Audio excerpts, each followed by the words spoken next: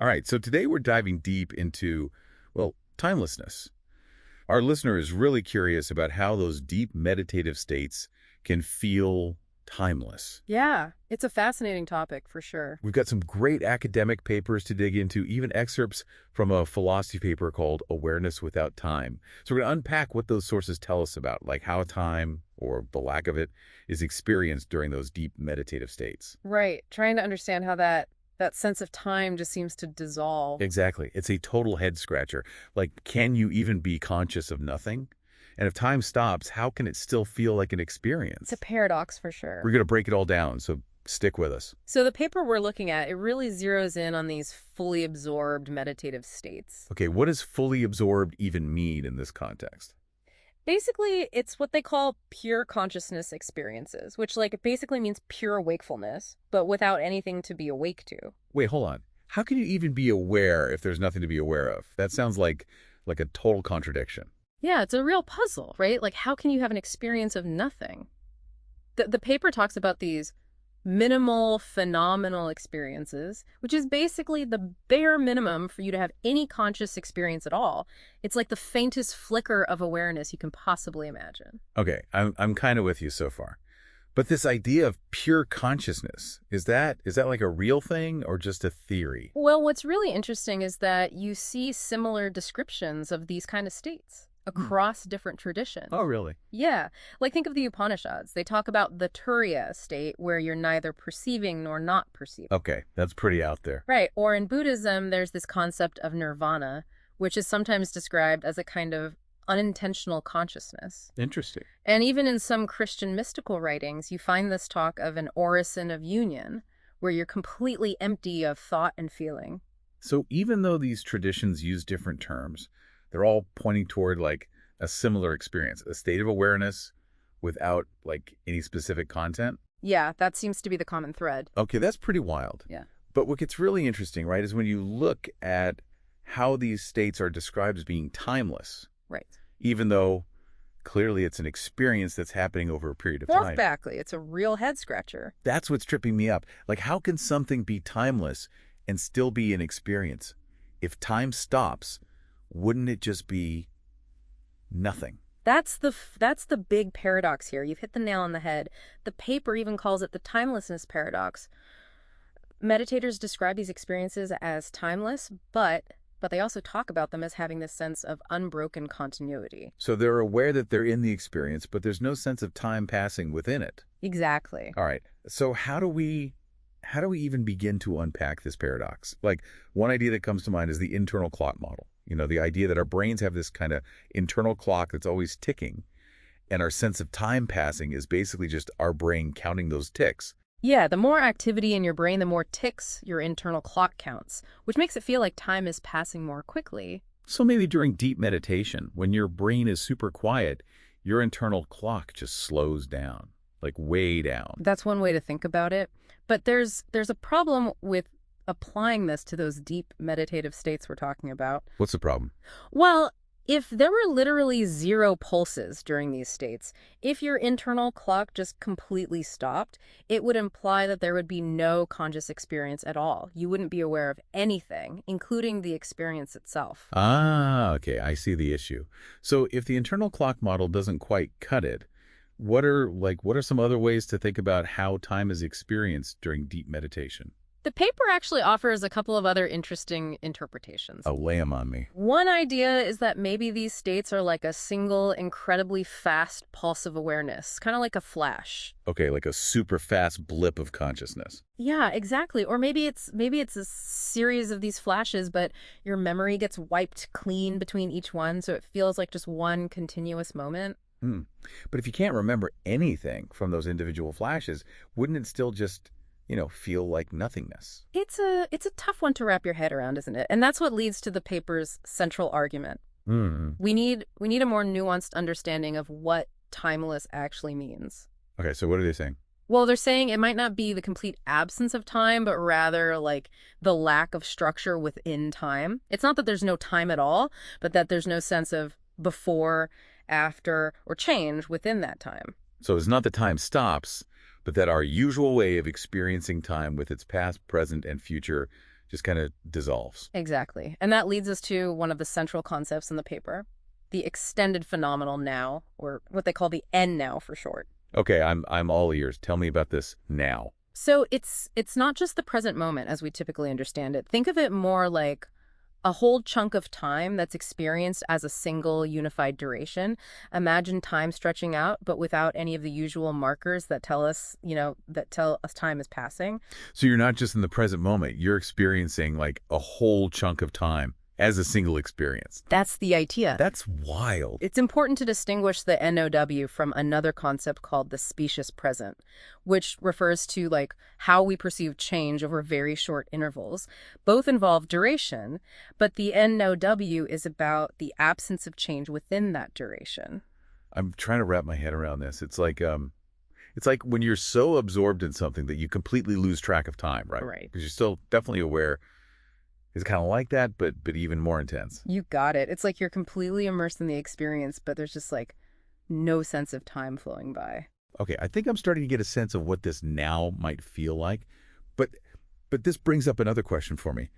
If there's no change or succession during these experiences, how can there still be this feeling that it's like lasting for some time? How can you experience time without experiencing change? That's a great question. And it takes us to yet another layer of this whole puzzle. To understand that, we need to explore this concept of mental agency. Thank you for being curious and subscribing, following, liking, rating, and reviewing our podcast episodes. Your support really helps build a vibrant Heliox community.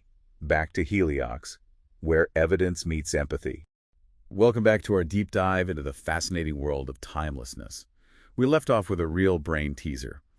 How is it possible to experience time without any sense of change happening within that time? It's like saying a movie could be 2 hours long, but nothing actually happens in it. It definitely challenges our everyday understanding of how time works. Yeah. The paper we're exploring suggests that to understand this, we need to kind of delve into the concept of mental agency. Okay, break that down for me. What is mental agency and how does it relate to like experiencing time? Well, think of it this way.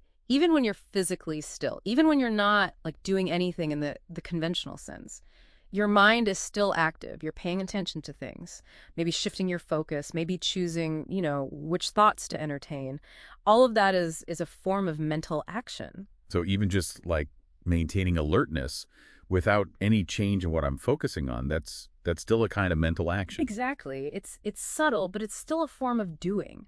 And each moment presents a choice, right? You can stay alert or you can let your mind wander.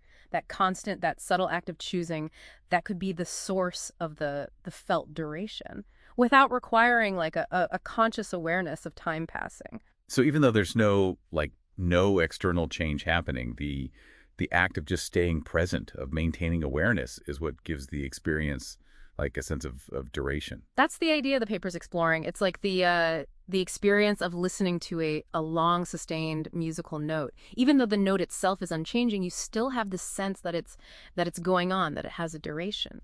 That's a really helpful analogy. But this brings up another question for me.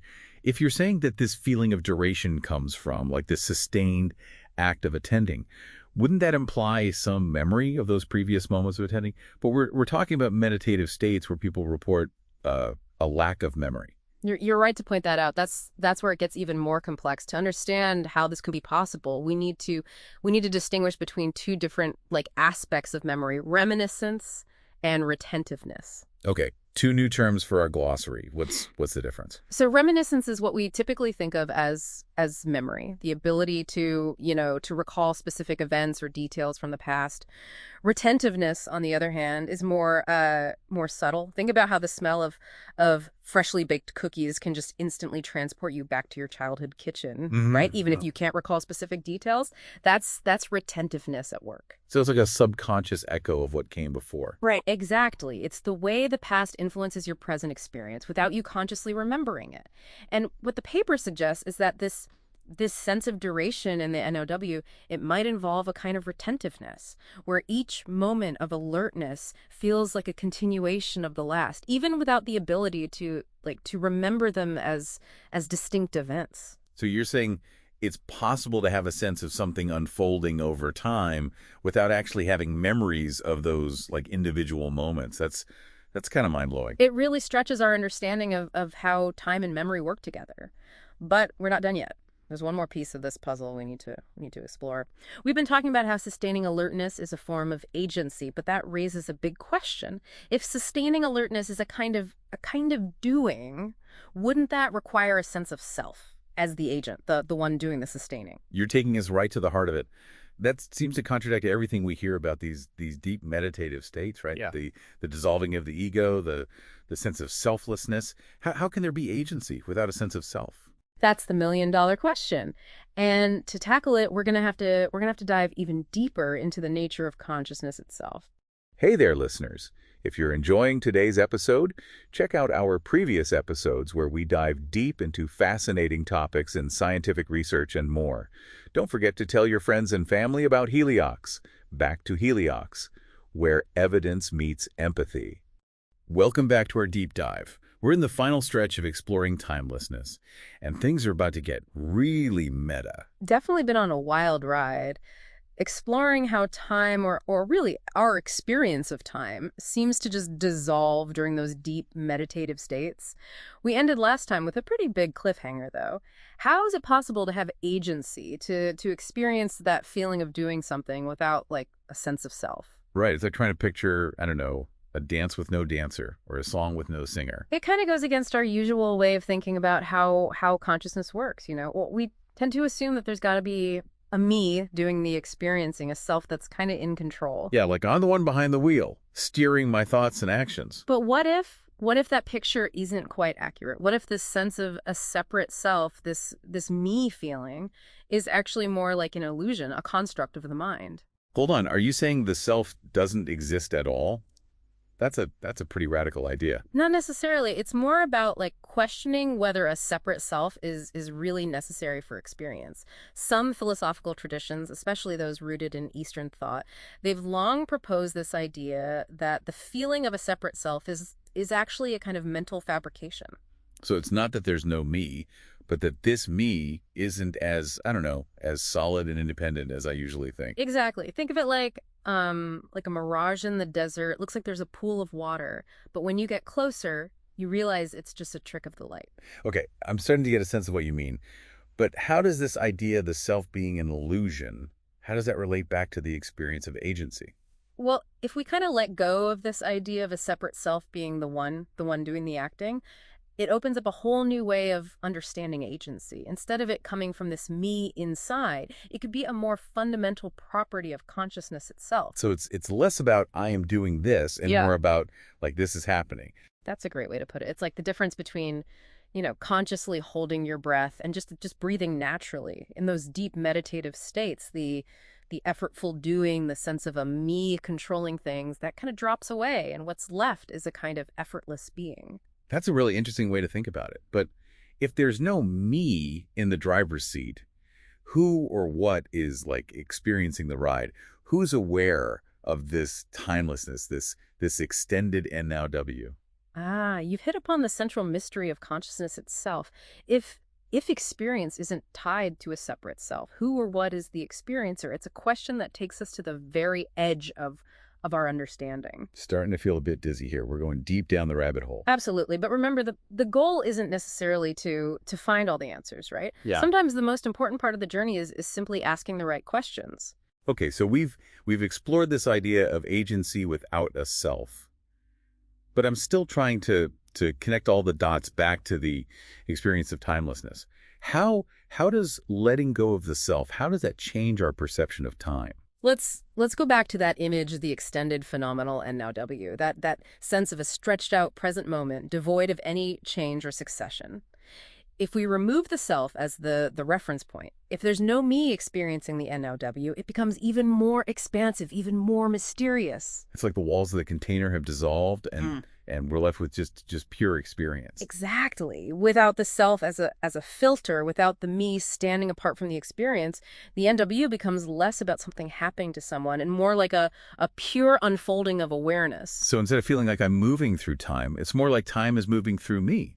Or maybe it's not even about movement at all. You're getting at the heart of it. It's a shift from thinking of time as something out there that we're traveling through to recognizing it as a dimension of experience itself. Okay, I'm still struggling to wrap my head around all this. Is there anything in our everyday experience that even comes close to this feeling of timelessness, of the self-dissolving? Think about those moments when you're completely absorbed in something you love. Maybe you're lost in a good book or completely engrossed in a creative project. In those moments, your sense of self kind of fades away and you become one with the experience. Yeah, I've definitely had those moments where I just completely lose track of time. It's like everything else just disappears and I'm just completely present in that moment. Exactly. And what's so fascinating about these deep meditative states is that they seem to cultivate this kind of awareness, allowing for more profound and sustained experience of timelessness. Okay, so we've explored this idea of the self as an illusion and how letting go of that illusion can kind of open us up to a different experience of time, a timeless and now W where everything is interconnected. But I got to admit, it's all pretty mind-boggling. And that's the beauty of exploring these big questions about consciousness. It's a journey of discovery, and sometimes the most important discoveries are the ones that lead to even more questions. Well, I, for one, am ready to keep exploring. We've covered a lot of ground, but I think we've gained a new appreciation for the mystery and wonder of time and consciousness. Couldn't agree more. And, for our listener out there, I really encourage you to keep exploring, keep questioning, and see what you discover about your own experience of time. That's a great thought to end on. Until next time, keep diving deep.